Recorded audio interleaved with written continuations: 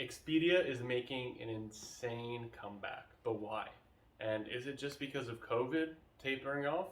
Well, here's what we found actually.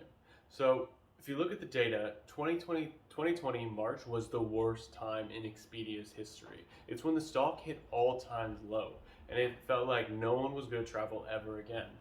You couldn't really go anywhere. There were lockdowns in most countries in the world. And if you were the CEO of Expedia, you probably thinking, okay, how are we going to survive? And you can look at the stats, ad spend dropped off a cliff. And we know ad spend is important because it's one of the main levers that Expedia uses to grow. But all of that just changed. And it's one of the reasons why it's making this insane comeback.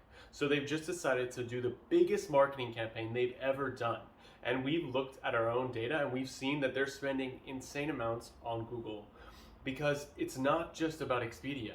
If they don't come back from this, they don't come back at all. They're competing against Booking.com, Airbnb, and if those two companies take off, Expedia gets left behind like the forgotten cousin at a cinema. So we're now in this place where Expedia needs to find its route, and it's going to do that primarily through marketing spend.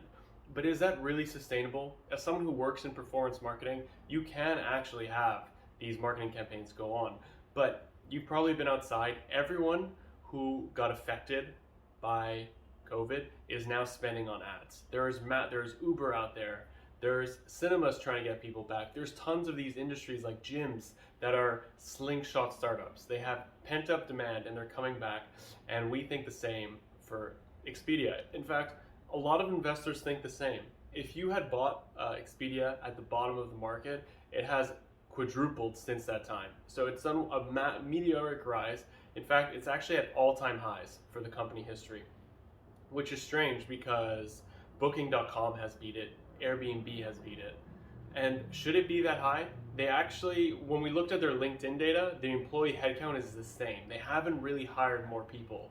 What they have done is they took that money and put it into marketing. So they're doing a big gamble that if they can get more people on the site, more people booking, then they can increase their revenues.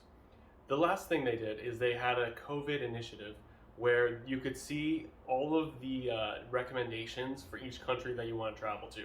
And that's what they think is going to alleviate some of the fears and pain about getting people to travel. Not only have they done well there, they also have massive organic increase, as we've seen in the data.